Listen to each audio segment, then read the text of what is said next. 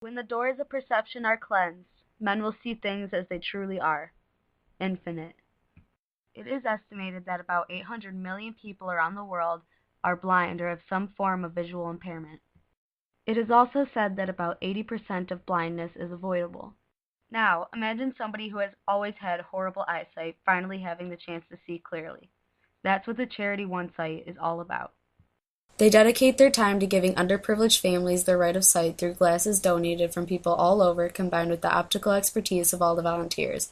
One Sight is not only changing the way the world sees, they are changing lives.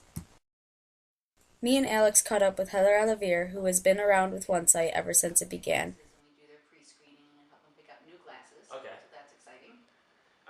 What do you enjoy most about it? Like, what do you like the most?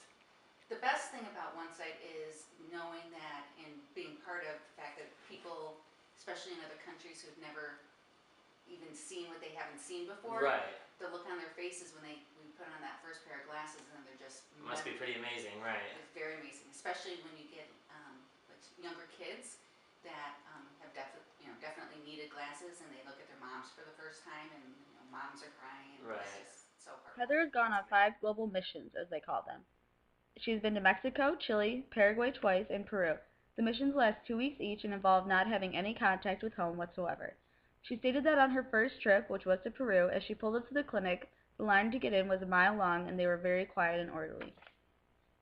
One Sight has 4 different volunteer programs: global, regional, and community eye care, and research and education. In the global and regional programs, temporary clinics are set up and they modify the recycled glasses to fit the recipient's needs. In the community eye care program, they bring people in need right into the store. One Sight also takes part in donating to further research on eye problems, and they put money towards scholarships to help out those going into optometry. They are doing everything in their power to not only help people get their eyesight back, but make sure those who are helping are nothing but the best. Our interview with a lady named Joanne Monty especially stood out to us. She was actually in a leader position for 3 of her 4 global clinics. She has been to Thailand twice, Mexico, and Romania. After asking her if anybody specific stood out on any of her trips, she told us a very heart-wrenching story about her first trip to Thailand, where she was just volunteering as another crew member.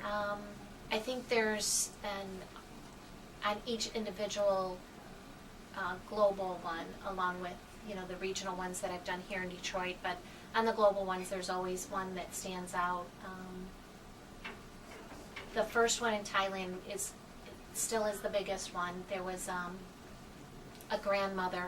It was on a day that we saw 5,000 recipients at the clinic, and I was working one of the testing machines, and there was a little boy crying for a very long time, and the closer that he got to the testing process and procedure, he was screaming.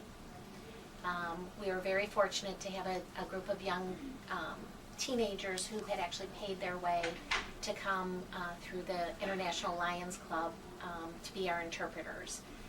They were all very enthusiastic, trying to help the little boy, who was probably like 3 or 4 years old, to try to get him to calm down.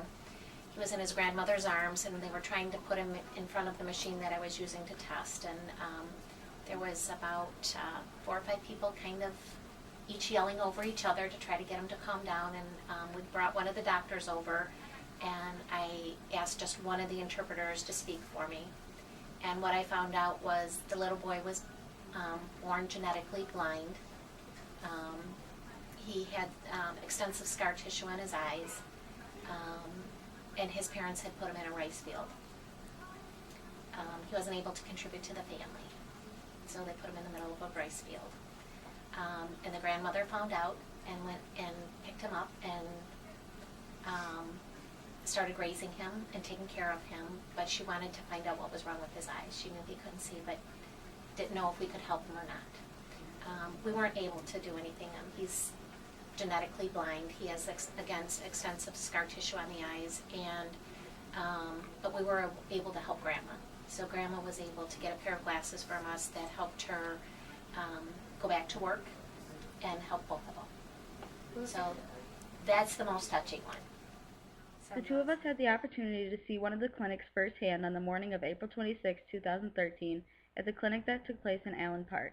Heather Olivier got us access to the Vision Van, which is a mobile lab to make the glasses in.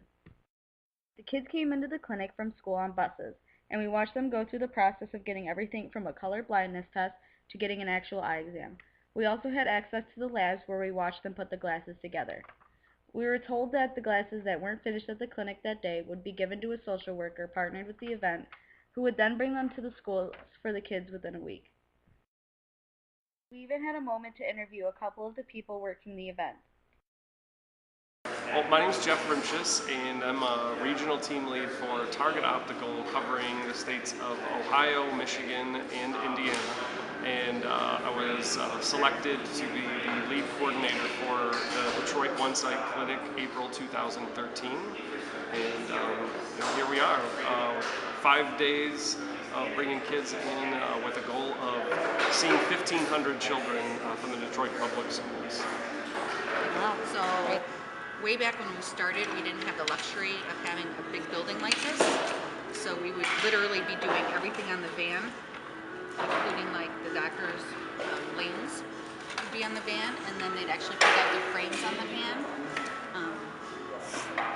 So now it's evolved so greatly that we have this great big building, we can see so many more kids, and we don't have to have kids standing out in the rain waiting to get on. Right.